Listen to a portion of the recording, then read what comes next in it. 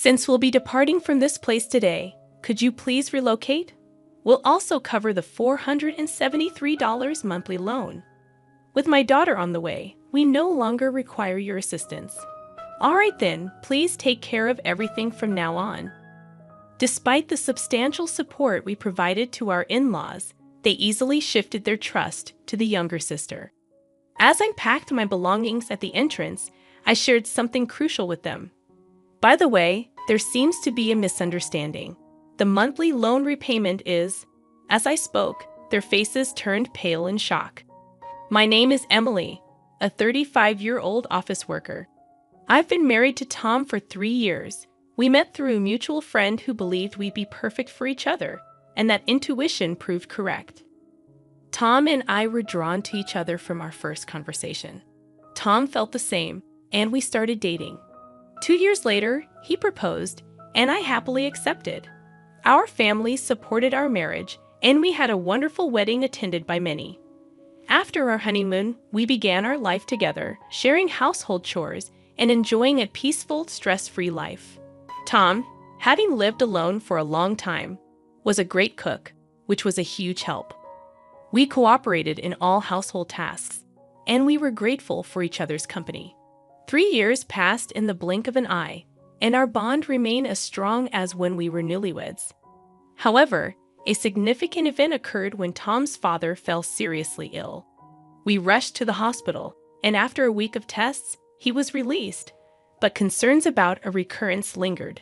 Recognizing that they might not handle another emergency, Tom proposed the idea of living together. "What if we lived together with my parents?" he suggested.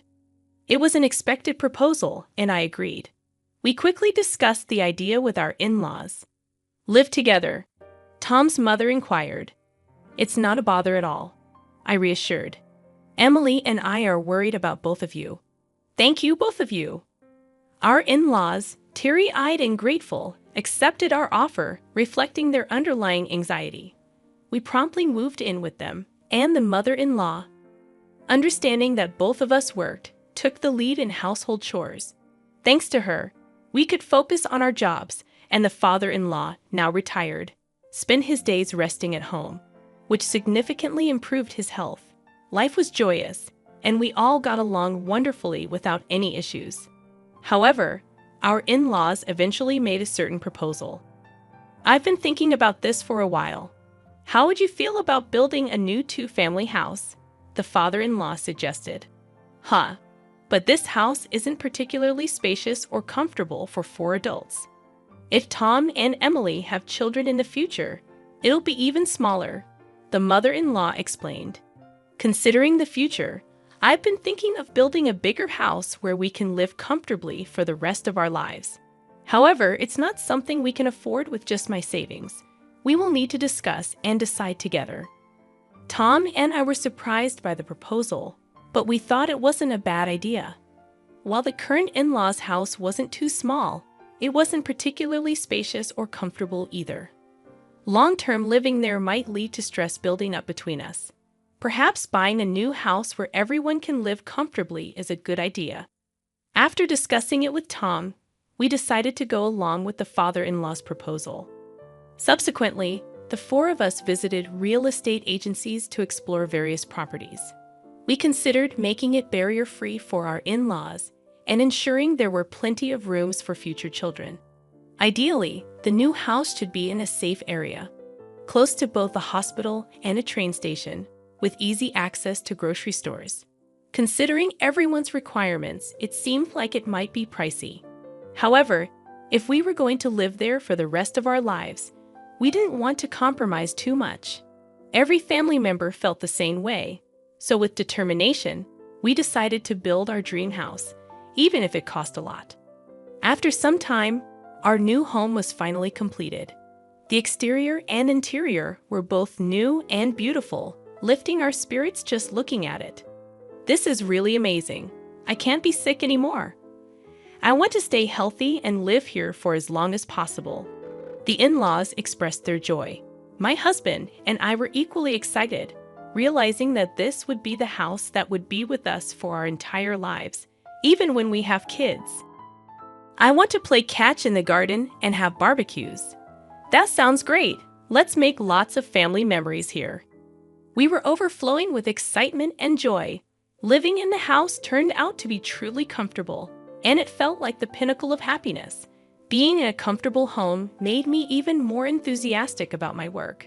Subsequently, my work went very smoothly, and both my public and private lives were fulfilling. I genuinely felt grateful for buying this house. The months passed in the blink of an eye, and 2 years had passed in this house. We continued to have a good relationship with our in-laws as always, believing that the days ahead would be filled with happiness. However, at least in this place for life in our new home, something unexpected happened. It was when the sister-in-law and her husband visited our new house. While this really is a nice house, it's not fair that only you guys get to live here. What are you talking about? We discussed and decided to buy this house with our parents, but I can't help but feel envious. When we were still living in a cheap winter, it feels like you're living beyond your means. The sister-in-law often visited our house during holidays and always expressed her envy. Every time, she would accuse us of being unfair. We've been paying the mortgage for this house, and it's quite a hefty amount every month. We're living within our means, earning enough to pay for this house, so there's no reason for her to complain. If we were to live here with the in-laws, it would be so much fun, don't you think? What? Can you even afford the mortgage for this house? My husband and I exchanged a glance. The sister-in-law probably just blurted out without giving it much thought. However, her careless words started to move my in-laws' hearts. It would be lovely if Kana could move and live here together. Yes, it would liven things up. Hey, what are you two talking about? Haven't we been living together all this while? Come on, I was just saying. Exactly. There's no need to panic, right? Ha ha ha. While the in-laws tried to brush it off, it was evident that they were enticed by the idea of living with the sister-in-law. The in-laws seemed to have a particular affection for her, even more so than for Tom. She is a beauty with delicate features and looks like a doll from her childhood. Being 4 years younger than Tom and born when the in-laws were older, they doted on her even more.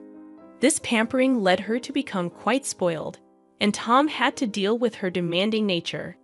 Having heard all this from Tom, I was always wary of my sister-in-law. For a while after we got married, Tom and I were both caught off guard because she didn't seem to be giving us any trouble. However, recently, she has been increasingly eyeing our new house. It seems she frequently visits the house during the day when we're at work. Oh, Emily, you're back. Then I'll be leaving now. Huh. I wish you'd stay a bit longer, but Tom and Emily might find it inconvenient. I don't think it's a nuisance.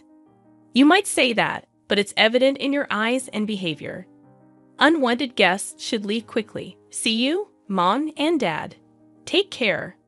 When the sister-in-law left, the in-laws were visibly upset. They looked as if they wished she stayed longer. Even though they didn't voice their feelings, their faces and attitudes spoke volumes. Feeling out of place, I usually retreated to my room after work. When Tom came home, we head to the living room for dinner.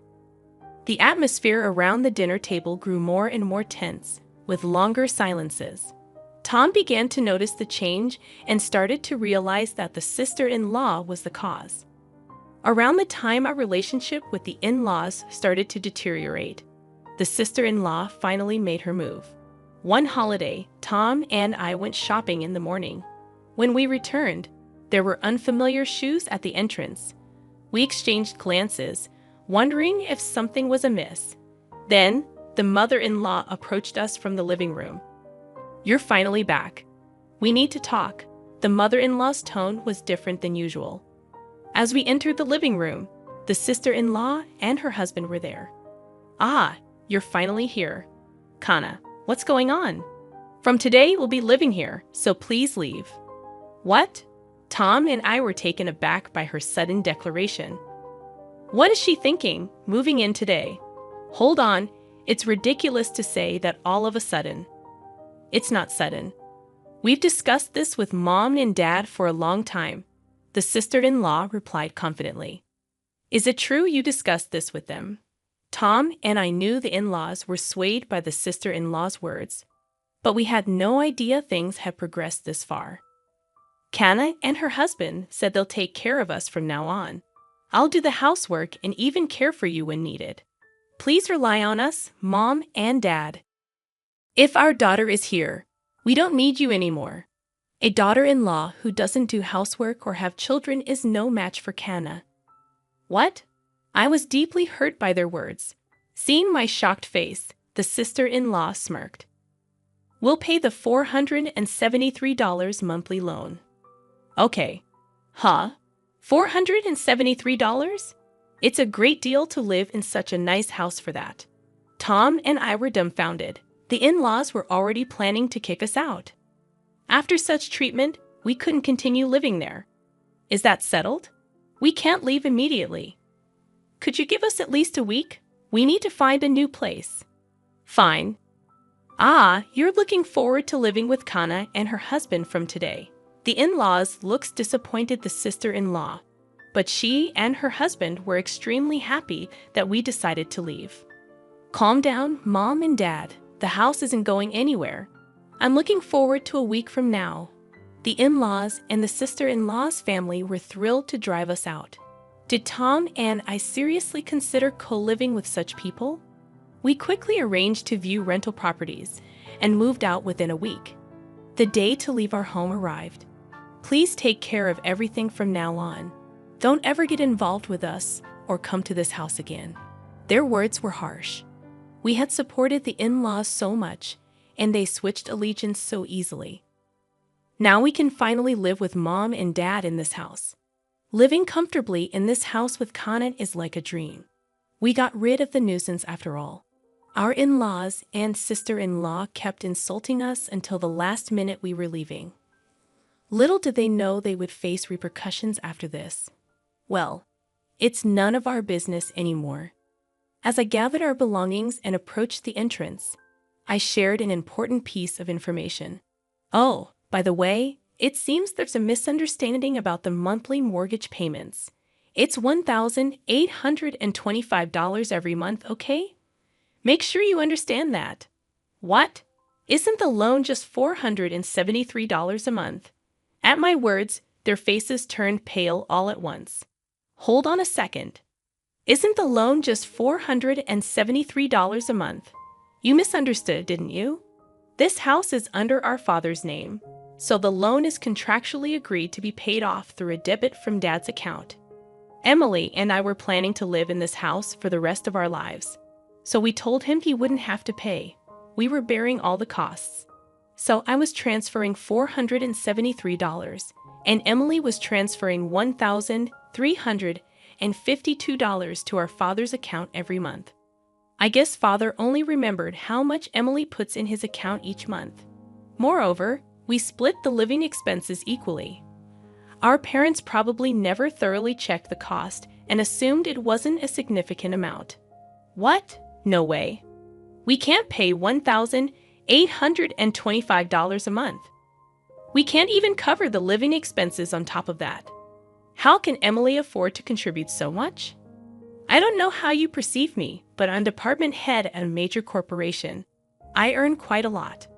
What? Emily earns much more than I do. As the in-laws looked shocked, Tom continued, It's simple. In-laws were unaware of this. Well, we've decided to cut ties with you, so it's up to you to support our parents from now on. No way. Emily, Tom, wait. We were wrong. Let's live peacefully together like before, okay? What? Mom and Dad, are you planning to abandon us? You guys can repay the loan, can't you? If that's the case, shouldn't you live with those who can? That's not fair. Dad told me the loan was only about $473. That's why we came here. We've already canceled our previous house. That's not my problem. Isn't this mess because you wanted to move in with us in the first place, right? Your husband earns very little, doesn't he? But you always said family is more important than money and pampered me. When our livelihood is at stake, all of that doesn't matter. The quarrel between the in-laws and the sister-in-law was unbearable to watch. "Well, we're leaving." "Wait. Regardless of what you say, we will never associate with you again." With that, Tom and I left the house and moved into our rented room. Despite the numerous messages from the in-laws, we ignored them all. According to our neighbors, the in-laws and the sister-in-law's family had no choice but to live together. However, they couldn't pay the loan and eventually had to let go of the house. When they sold the house, a considerable debt remained. Even after using the father-in-law's early retirement benefits for repayment, they still fell short. Sadly, they now live in a cheap, small apartment, all working full-time and part-time jobs to repay their debt. Apparently, the sister-in-law's husband didn't want the burden to fall on him, so he ran away. If only the in-laws had continued living peacefully with us, they wouldn't have faced these hardships. But again, it's none of our concern now. On the other hand, Tom and I found our rented apartment much cozier than anticipated. We plan to stay here for a while and save money, living happily as our savings grow at an incredible rate. We believe it's essential to save as much as we can for the future while still enjoying our lives with the occasional luxury. We aim for a happy life together in the years to come.